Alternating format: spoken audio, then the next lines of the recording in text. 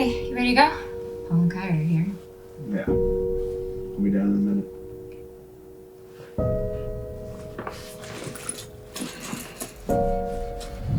Guys, can we just calm down? This is such bullshit. What are we even pretending right now that we're like friends? We're all this one big happy family when literally anytime I'm with her, all she does is talk shit. No, she calls me names. Guys. She's rude. She comes at my boyfriend. She comes at my house life. And then and I tell you like the biggest secret in my entire life and you can't even stand that? It doesn't even matter. Like, you are the worst friend. I'm the worst friend? I wouldn't even call I'm you your a only friend. No, you're not. Guys! Seriously! I'm just getting hit myself. Ow. Sorry. Smushing him. What are you? Oh no. What does that even mean? All right. Let's make a toast. I know it's been a long time since we've all been together. And although we're missing Carter and Zoe, I'm just really grateful to be together with you guys again. I love you guys. Cheers. Love you. I love you. Cheers. This way, come on.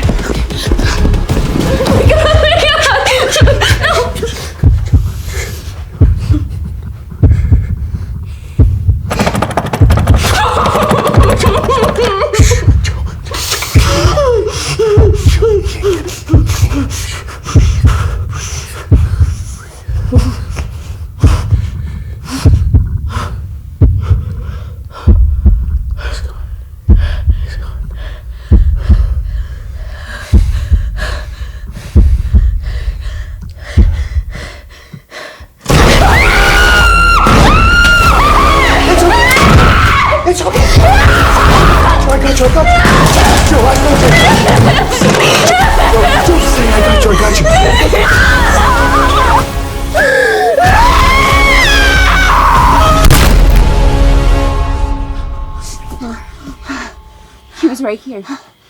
He was. Let's get out of here. Let's go.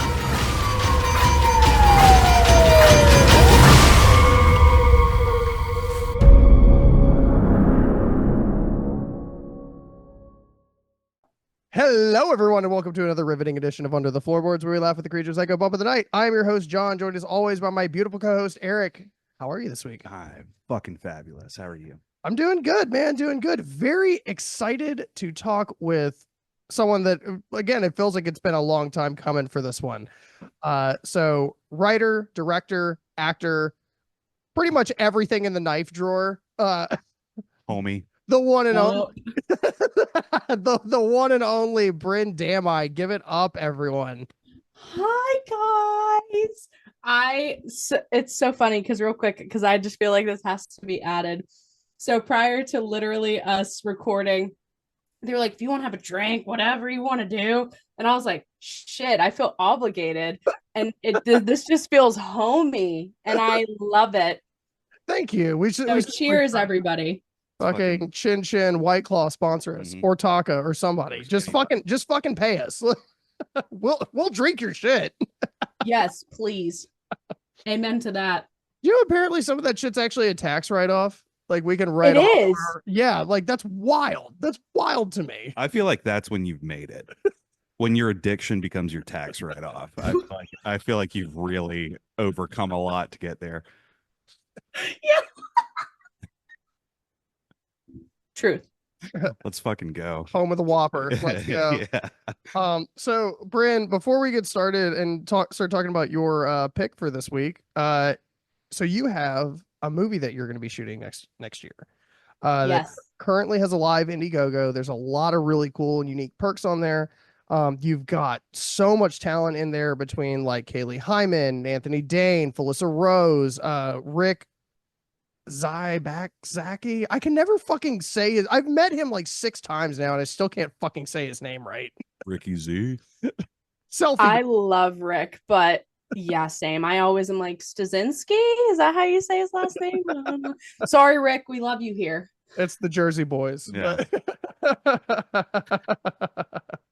But there's so much talent, so much going into this. And actually, while we're dropping names, Ashley Ray, also one of your good friends and co-hosts on the Steel City Screams podcast that y'all run. First of all, I'm really curious, and we'll probably get more into this in the Patreon exclusive episode, but I'm very curious as to how you've come across all of this talent. Yeah, so I met Felissa on a feature that I did a couple years.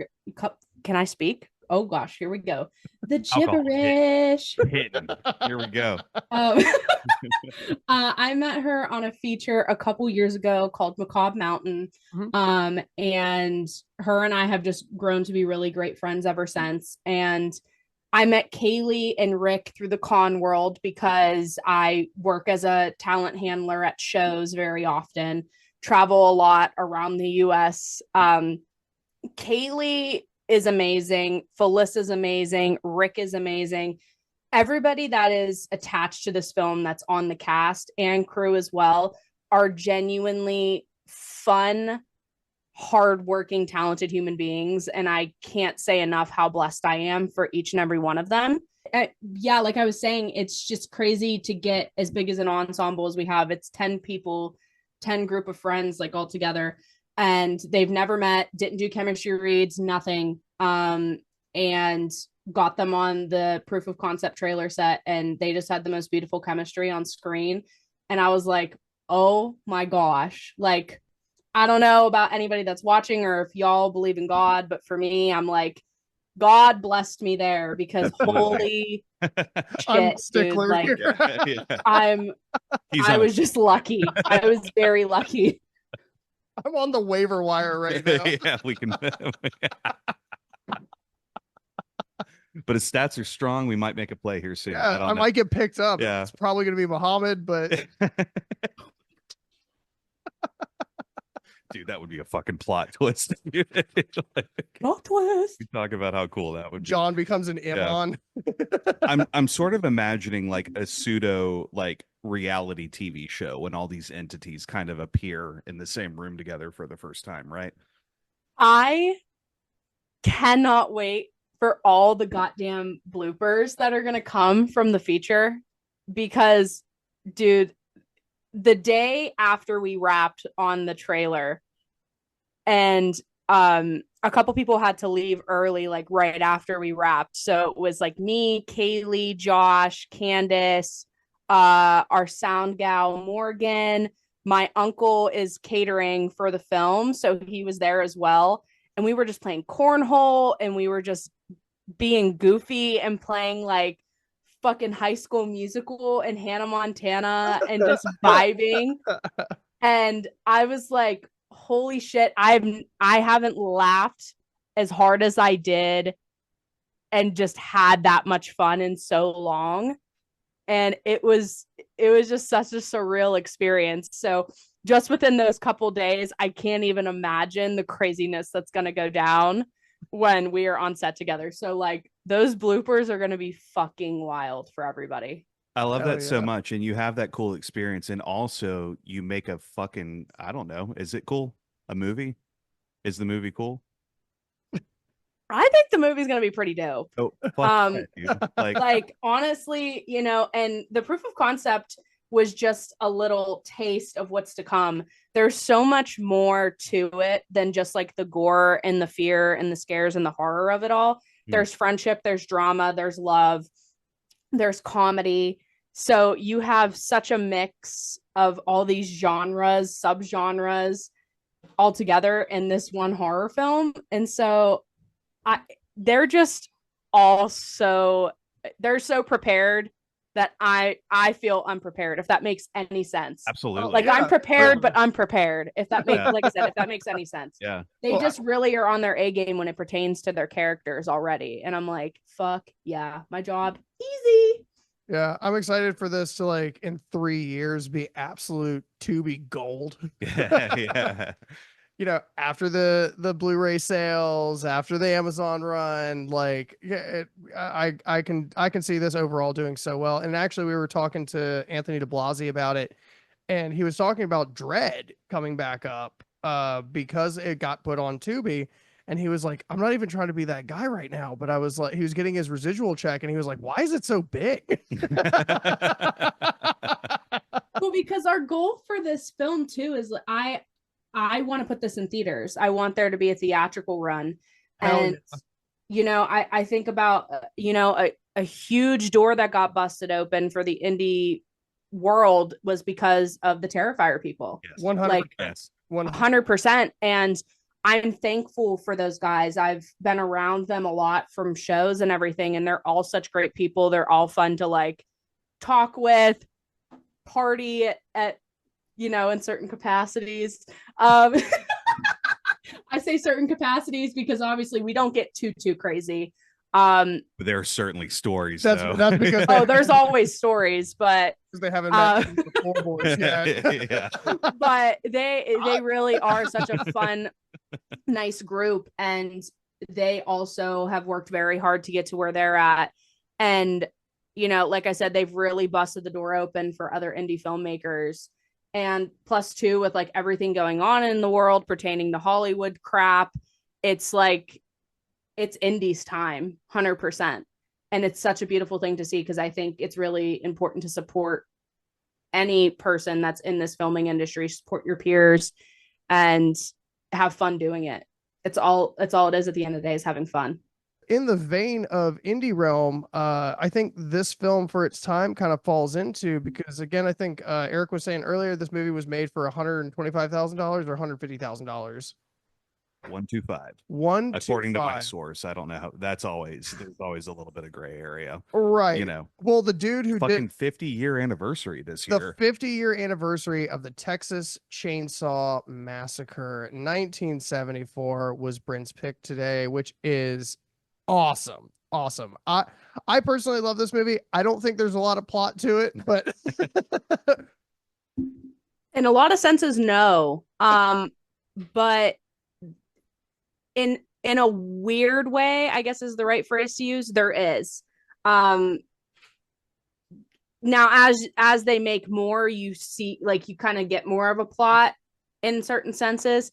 But it's cool that we're talking about this, because it is a huge inspiration for the cinematography for Never Return. Mm-hmm. So if people loved the original Texas Chainsaw, which a lot of people do, then they're going to love the cinematography style for Never Return, because it's a huge inspiration for it. Yeah, it feels like there's a lot of those rolling shots, a lot of those dolly zooms. There's a lot of like dynamics that go along with that. So we're when you were writing this, and I know that initially it was it's already been a screenplay, like it's been performed before to some degree. Did you have, when you were watching your play actually play out, did you have any I guess thoughts while you were watching it of how like this would transcribe into media? I mean, I had some ideas, and it's crazy because I was 16 years old when I wrote this and directed it for stage. Yeah. And sleeper, bro. I was gonna say pause. Like, and when I tell people how, I mean, I'm only 24, I'll be 25 within the next like couple of weeks, which is crazy for me, but we're feeling like we're dying soon. Jesus Christ. I'm still a baby. That was it. I was like, dude, I'm on the back half of this shit. That check-in I'm gonna stay on. I'm literally okay. Listen, do you want to know a talent of mine? Go. Okay, so preventing. I gotta try to keep it together though. So you know that one little German dude? I think he's German in Shrek, and he goes up to Shrek, and he wants him to do the roar. Yeah. Do it. Go. Do it. Go. Do the roar. You're welcome. 8 out of 10. That's me. That was actually me. It wasn't, but it was actually me. Neither are. Fun fact. So, yeah. I love it. Such a sidetrack. But At what point do we even start talking about the movie and just continue riffing like we're doing? Because like Yeah. this is kind of where we're. I feel like I always find a way to sidetrack for some I reason. love it. I'm here for it. I would say it's all organic. We'll talk about We the don't- movie as we do. So it's, Pretty much. Can you say dude for one more time, just so we get it? Wait, do it one more time. Yeah, please. Then I'll have to roll it like 50 more. Okay. I'm trying to give you the space to do it. Yeah, like, not yeah. watching you. Yeah. Do the roller. Wait, I feel like that could have been better. Fucking actors, am I right? Exactly. So ridiculous. It's so cool. Man. Oh, I'm a sucker for impressions. I don't know about y'all, but like I love when people are like, "Hey, you want to hear this thing that I like told myself that I could do one time?" I just do it all the time. well, it was I like, do it to my dog all the time, and then she like goes like this to me, Oh my shit! sweet little baby Mila, and I'm like, I did that. it was like when fucking Spooky told me that I had a great Malcolm McDowell impression, and I just fucking held on to that. Fucking leaned into that hard. He was like, "Do you practice that?" I'm like, "No." No. No, not at all. It's just natural. I'm an actor. Well, I will say, like, some things that I would like to talk to you about because it's going to pertain to Never Return as well. Is the concept of the final girl, right? Like, obviously, we have a film that has one of the strongest final girls that has ever been finaled in a movie, right? So, and I could be wrong. I'm not trying to project. I might even say this and you changed it on the set just because I'm fucking saying it out loud. But it feels like it's Kaylee right now. Again, I'm not looking for an answer. We can super edit this out. Who's this we? Yeah. He does. Maybe. Yeah. Good answer. Maybe. But to the idea that you will have the final person, right? What kind of derivative do you think you're pulling from? Because obviously this is a movie that means a lot to you, right? So what do you think Yeah. you're pulling from someone like Sally in this?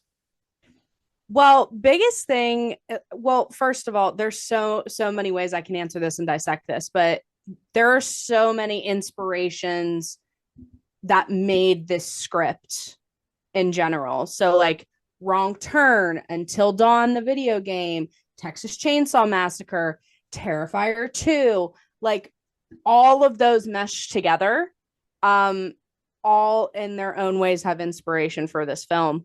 And I knew that I wanted to bring back like the white tank top early 2000s final girl look too. Absolutely. And Kaylee was down for that as well, because there was an episode on Still City Screams that we did with her talking about Never Return and Terrifier a little bit, and she grew up loving horror films too, and that's how her and her brother had like such a good bond. And like for me, horror films, I started watching them when I was 3, and that's all thanks to my dad. And so my dad and I, my mom a little bit too, but mainly my dad and I, we really bond over film. We love film, and I knew from a young age I wanted to be involved in the filming industry at some capacity because I loved performing. Like little 5-year-old Bryn like had to have a talent show in front of her family. Like I thought I was like the hot shit when I was 5. That's crazy. But I did. Now that I'm grown, I'm like, I'm just me. I'm here. But No more pulling everybody together in the yard to watch you do a cartwheel. no. Because girl, you can't do it good. Stop. You tried. A for effort. But this script is also, I really much feel like a lot of these characters have a little bit of me in them, but I also look at them as almost like my kids. Because this film is my baby, and I've seen it. Kid though, right? Huh? So you have a favorite kid though, right? I mean, I don't have kids. I'm a dog mom. I was But talking you about mean in the script? Okay, yeah, okay, cool. So I definitely heard that wrong. But do I have a favorite kid? That's like That's like asking me if I like living. Well, you sacrificed some of them in this film, so Yeah. clearly some people There. not on the chopping The block. kids I hate the most are dying. It's like No, Pokemon. no. It's like I'm- Pokemon. They're all on the team. Some of them have to go first. That's Not Butterfree. yeah. I wait, that was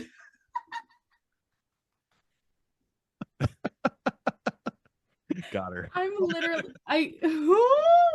Welcome to it. Yeah. Welcome to another episode of Under the Floorboard. Who? Huh? Huh?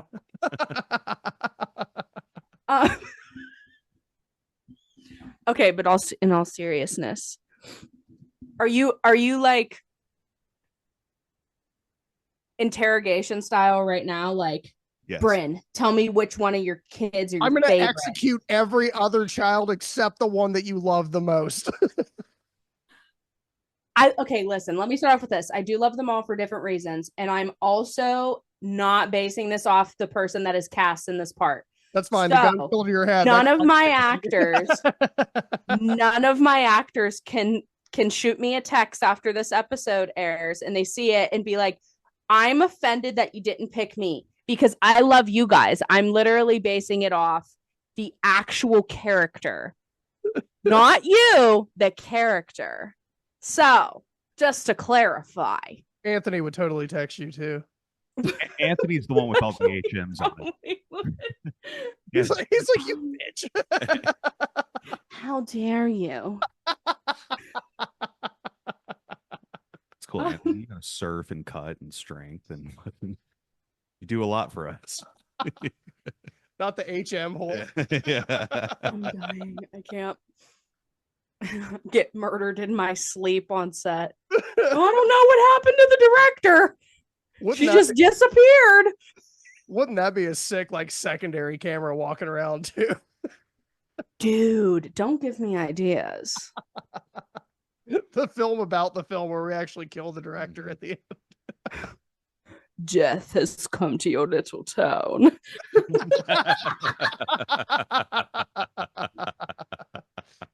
Okay. Do you want me to like Yes. give you my top, or do you want me to do like a certain number? Because there's 10.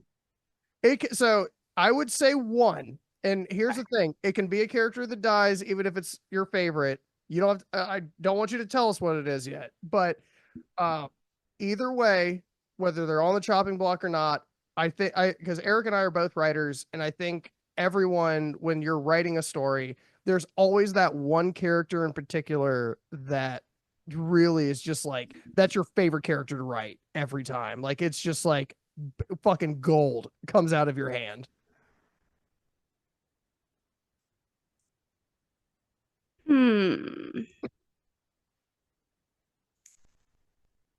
I'm gonna have to go with Nina.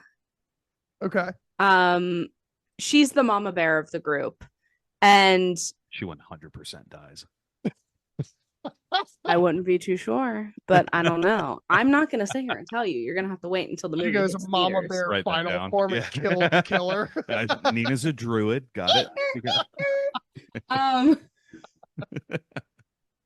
Nina, I'm probably gonna have to go with Nina. She's the mama bear of the group. She takes care of everybody. She's the one who cooks dinner, the ones who stops the arguments, the one who like scolds everybody and is like, no, we're not gonna do this. Bad. And but she also knows how to have fun too. And she's very much herself unapologetically. And but then I can, like I said, I could deep dive into all these characters and certain reasons why I dislike them or like them, and that I've honestly pulled so much from like people I've met in my life or myself, and that's where I feel like a lot of people are going to be able to sit in the theaters and root for pretty much everybody. There's just so much to relate to besides the gore and the horror and this like the plot line itself. Everybody is going to have a little bit of something in all of these characters. They're human. They're not like this, oh, you shouldn't go in that room. That doesn't mean their planning is perfect, but like we're not going to have somebody walk into a room or walk down the stairs and you're like, why the fuck are you going in there? Oh, but I put characteristics within these characters that I know for a fact people are going to relate to. They've been through certain situations, an argument with their friend, or you're like, oh, you keep going back to this one person when you know you shouldn't trust them. And you're like, why the fuck do I keep going back to this person and telling them like things that I feel like I should be able to trust them with my secret, yet they keep opening their mouth. Like, so that's where like you see in the teaser trailer, Joe, so Kaylee, and then Kaya, Candace, their relationship, their friendship is very complex. They hate each other, but also confide in each other. And this isn't too much of a spoiler, but you will see a scene in the feature where there is a throwdown and then, you know, they're separated and Joe's talking to her boyfriend, Ryder, and she's like, I don't know why I fucking trust her anymore. Like I always confide in her, yet she always finds a way to open her big fucking mouth because she's a bitch and she causes drama and yada, yada, yada.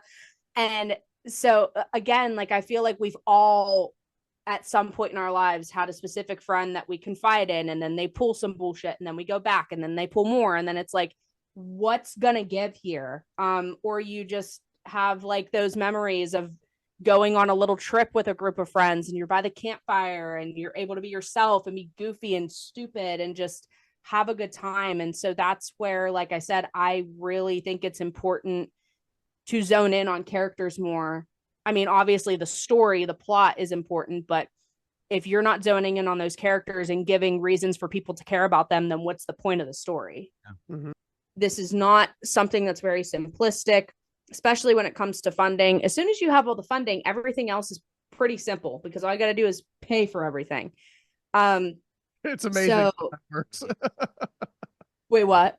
I said it's amazing how that works. Oh, I know. I know. But that's why, like, a lot of people, especially my family members who have no idea what the hell I go through all the time, like, especially like dealing with this project in particular, or if I go on another set, people do not understand what goes into making a film happen. It always boils down to the money. And mad respect because I get it. People got to get paid. It's long hours. It's crazy shit. Especially in horror, you have a lot of demand in a lot of ways.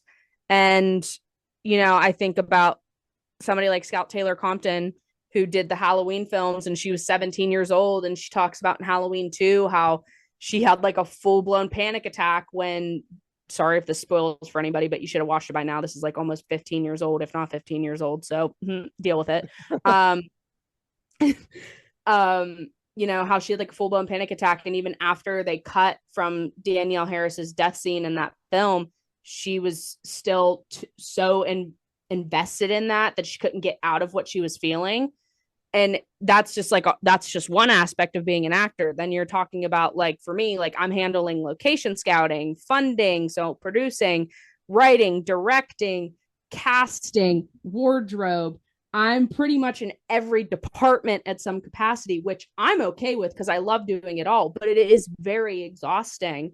So I'm blessed and I'm ready to go, but it always boils down to the money. So check out the Indiegogo if you can. Back to the perks though.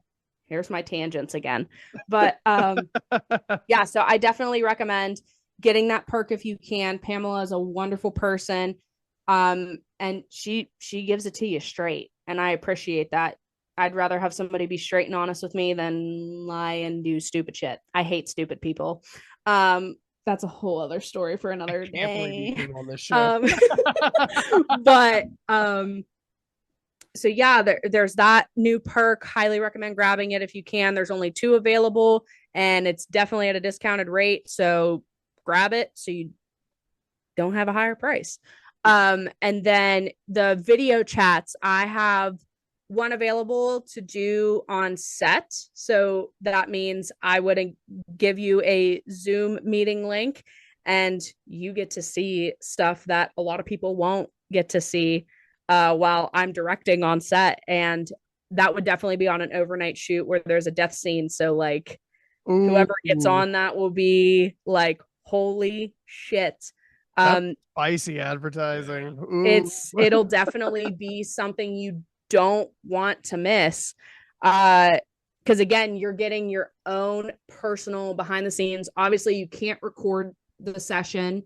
I might record the session, but I wouldn't send it out until like a very later date. So that's something that I am definitely contemplating. But again, you get to see things that a lot of people won't even be able to say, like even in the bloopers or like, you know, behind the scenes cuts. So it's going to be special for you. And then you also have like, again, the video chats or the personalized video from one of the actors. And the video chats is almost going to just be like this. Like I'll be present, but I'll turn my camera off.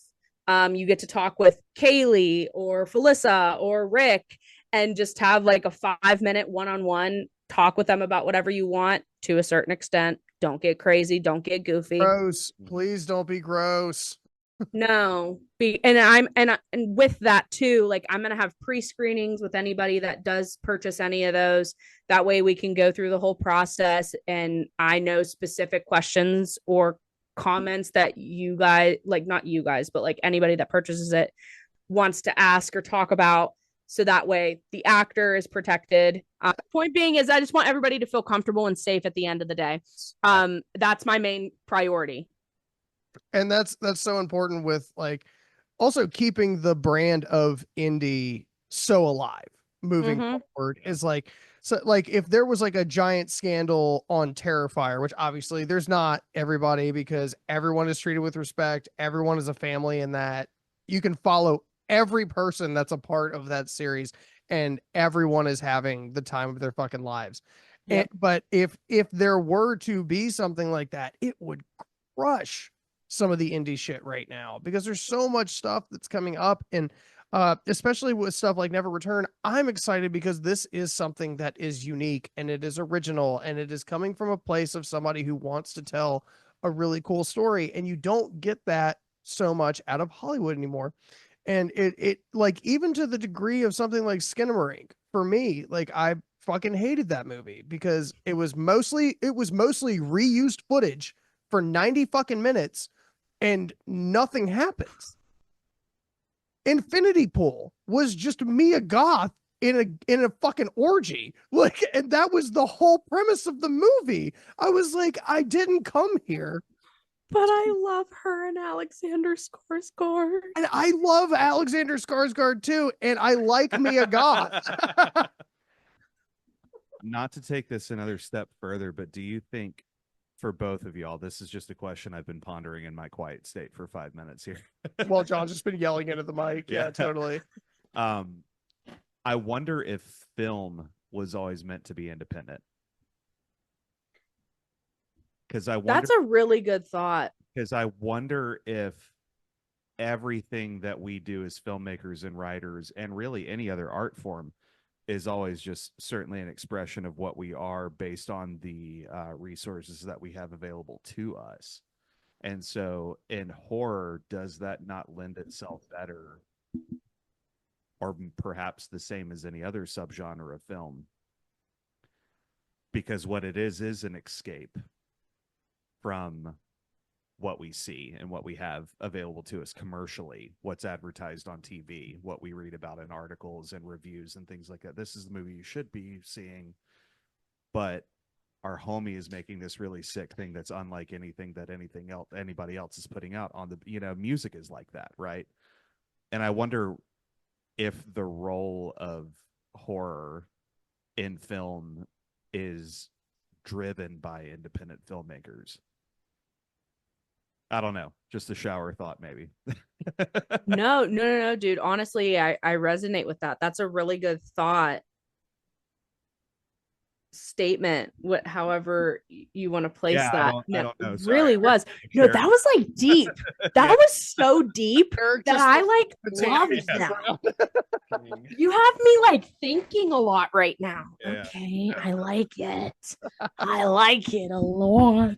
You can do it. And this is where I'm going to bring us back down to earth. Because I kind of hate the Texas Chainsaw Massacre.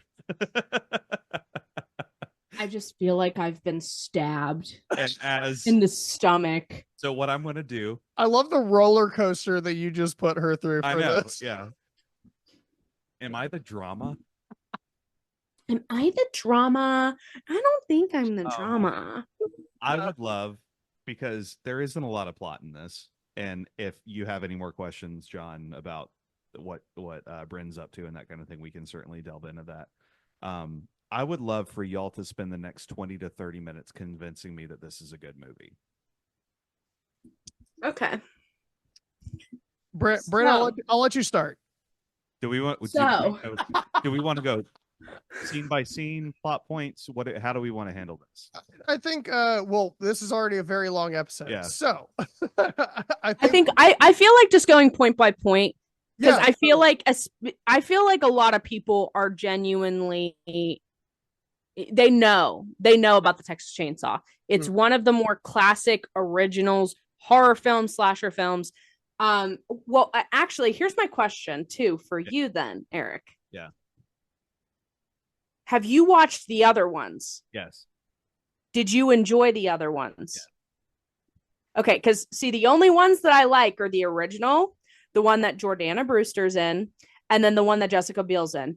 The other ones, we're not going to talk about them. Alex Daddario's Bay. I don't give a fuck. We had a moment where he texted me and said, we're going to do Texas Chainsaw Massacre. And I said, okay, are we going to do this one or the remake or the other remake? Or the other remake?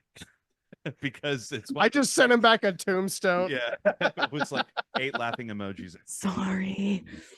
No, it's all good. But like my thing with this is this is going to come off really critical, but this is just what my opinion of this movie is it hits like, and I know this is where Toby was when he's doing this shit, but it comes off of, this is my first idea that I've had right out of film school. And that sounds like I'm really taking a shot at him. And it's not that as much as it is like execution. Cinematography was fine. Editing is a little iffy for me. Sound design is a little iffy for me. There's a scene where a dude's like ADR just straight up isn't lining up with his lips. Oh, the yoga scene. Yeah. And like there, I felt like this version of Leatherface, this is the original version of Leatherface, was like very easily frazzled, and I never felt like he had any control over the situation as a slasher. So this is maybe like that I dislike this movie is a little bit strong, but this film like feels tangential to what we would have been used to, like not tangential, but like perpendicular to what we would have been used to. And maybe that's the draw. Maybe that's me just not getting it. I don't know. Well, okay, so completely understand your points for sure. Yeah. Respect them too. And I do want to also say real quickly, I'm a fucking idiot. I think that it's important, but I think that it's important in a lot of senses. For anybody that is in the filming industry, we should be critical. Especially as filmmakers. I mean, we all are going to have our own style, our own thoughts, all those little things. That doesn't mean everybody's going to like them. But I think that's what also can bring the industry together, not just the horror community, but the actual industry together. We're all going to think differently, and that's such a beautiful thing when it comes to creation. So, but going back to TCM, so I learn an acronym basis. Yeah. well, because I also play the video game and I love it.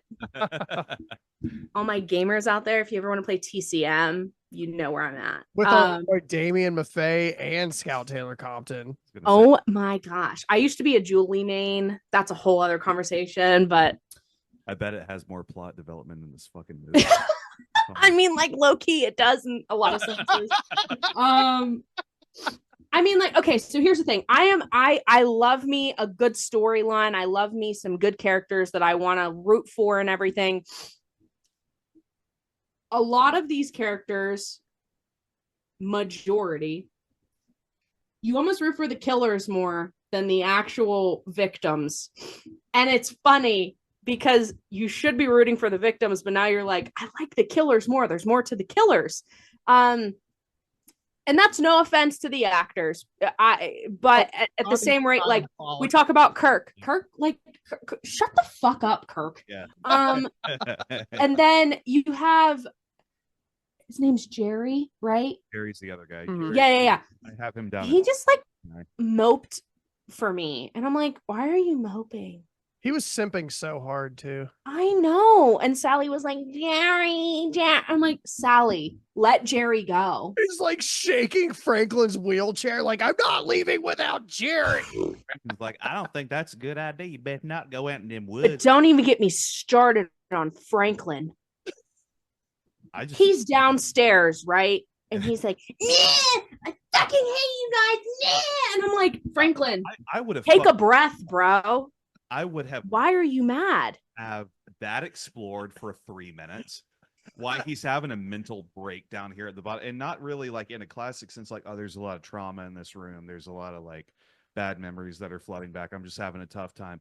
He went into fucking like 4-year-old who didn't get a Happy Meal on the way home from school mode, and I don't get that. But at the same rate, though, you're like, Franklin, chill. Like, don't have a little baby fit here. But I would his like sister and their friends were treating him like shit. Yeah. Also, we don't know if Franklin's dick works. So if it doesn't, I would be throwing fits left and right fucking too. So I think that's important to point out here. John coming in with a Freudian take.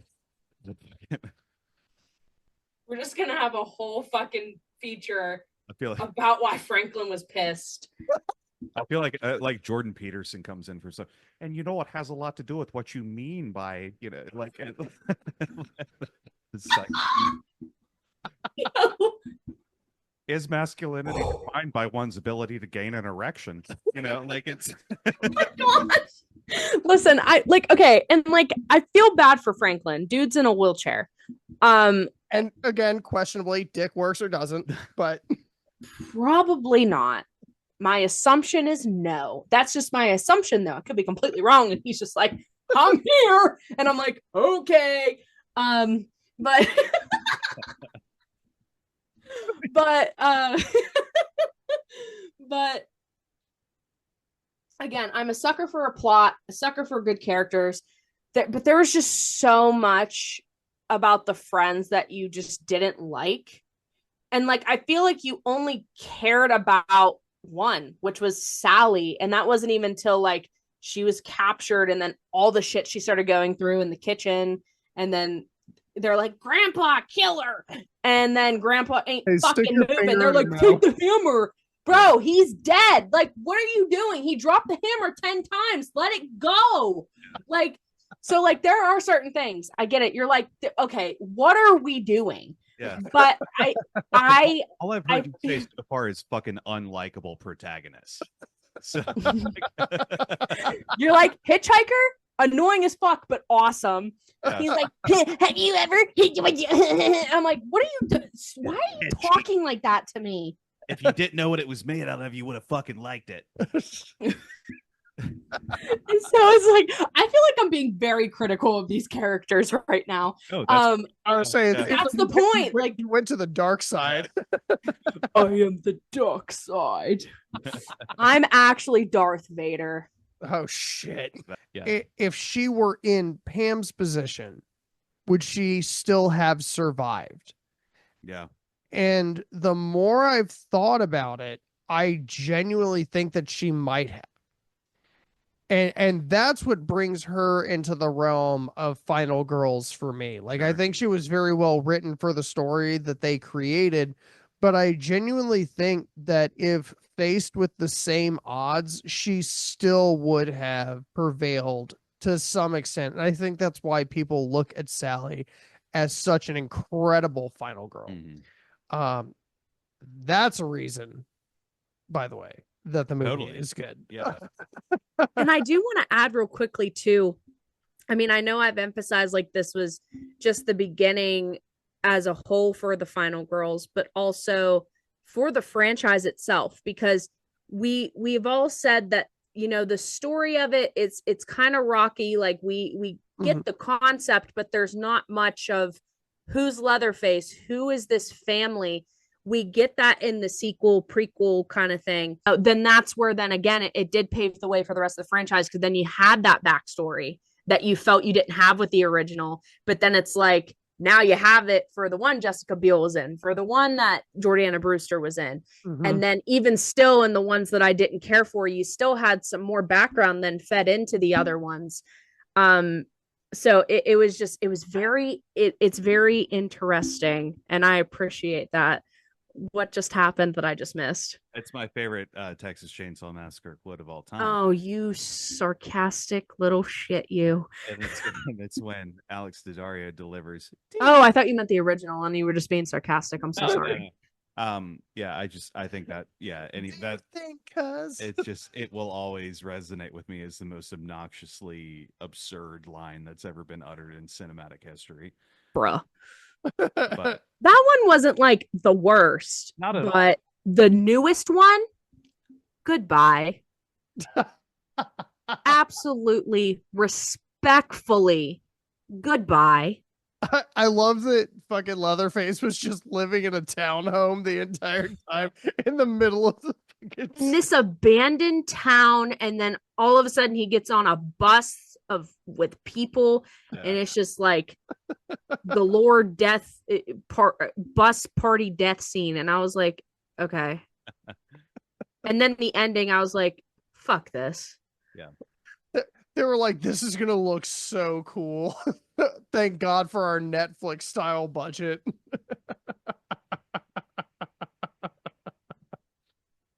But I am absolutely. But I am gonna agree with Bryn. Another reason that this movie is great is the cinematography. I know you're not a big fan of the editing. I liked it. I think we were talking about it earlier that I think that it added to the intensity that the cinematography was delivering, even though it felt choppy at times. But I think that's literally just they had so much coverage that they were just like, this is what the scene looks like. And honestly, like when you look at the scene where Pam's getting pulled in and getting like put on the meat hook, I was like, that is perfect. I heard originally that Hooper's vision for this was to get a general audience rating for this. Okay. And that was the reason why gore didn't exist in this movie, because he was trying to make it as accessible for everybody as possible. That's so weak. That's so fucking weak. Honestly, this has been such an incredible episode. We have one more question for you that we love to ask everyone, and this is Eric's design, so I love to have him ask it more often than not. Eric. I'm ready. Hey, Bryn. Yes. What goes on your pizza? What goes on my pizza? That's it. Ooh. I normally. I love the conflict in that shiver exhale. that was majority of the time. I like putting banana peppers and mushrooms on my pizza. Oh hell yeah. God. Let's go. That's my pizza. That's my pizza. I will add black olives to that and I'm in heaven. That's my only thing. Are you my light went out. 10% low battery. I don't give a fuck how much battery you got left. You stay on. So but yeah, banana peppers and mushrooms, man. So fucking fuck yeah. That's like my go-to. Okay, I give up on this light. That's my go-to 100%. Or I don't know if anybody's familiar with this. I don't know if you guys have a pizza around you. But if you ever go around a pizza, sausage, peppadew, and feta. Ooh, it's delish. That's my other go-to. So I love Peppadews. They look like little teardrops. Yeah. I like them because they look like my tears. It reminds me of me. This is as sad as I am. Oh, don't be sad. Well, one more time before we get off here, Bryn, tell us about what you have going on real quick. Tell us about how we can find your Indiegogo. There are links down in the comments. There are links that you can see at the bottom of the screen. Just fucking support indie horror. Yeah, I support your fears. Oh shit. I mean, yeah, support your fears. Look them in the face and tell them, fuck off. No, in all seriousness, okay, Bryn, get it together. No gibberish. Support your peers, support indie film. Go and check out the Never Return Indiegogo. It's going to be under Never Return Relaunch. We will have one more campaign in 2025. We have, I want to say it's 22 days left. This campaign ends on December 17th. We are still actively looking for more investors. If you can contribute, thank you so much. We all appreciate it. If you can share it, if you can't contribute, even better. The more eyes we get on it, the better. I just can't express how much I and my team appreciate all the love and support, I think, and especially from these guys, because they constantly share, and I appreciate it more than everybody knows. I have some other projects in the works, projects that I am being pulled on to. The next project that I have in mind is fucking bonkers. It's another original. And it's funny, my dad and I came up with it. So we'll talk about that in the near future. But this is my baby, my passion project. And I know a lot of people just say that, but it's just the honest to God's truth.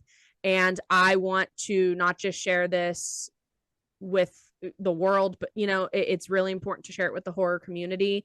It's original. It has a great cast, great crew, and let's just keep dominating indie horror. Follow me on Instagram. What a line. Talking Damn. about. Instagram is Bryn Dami _ The Never Return Instagram is at Never Return Movie. Friend me on Facebook. If you're interested in a perk and you have questions, reach out. If there's a perk you don't see that you want, let me know. But like I said, if you can't contribute at this time, there will be another campaign right before we get on set next summer. So stay tuned for all the greatness. Fuck yeah. I do just want to add that support your fears is going to be on the next t-shirt. Fuck yeah. Making that executive decision. Should I shout Rick out real quick and just do Hell his? yeah.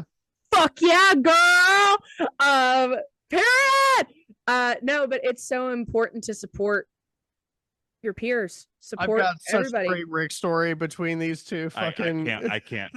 between these Let's two get to the episodes. fucking Patreon energy. Let's get to this. Patreon episode. Yeah, make sure you check out our fucking Patreon exclusive episode with the one and only Bryn Dami. Super excited to talk about cons and all of the awesome people that she's gotten to work with, all the awesome shit she's gotten to do, and be a part of it, guys.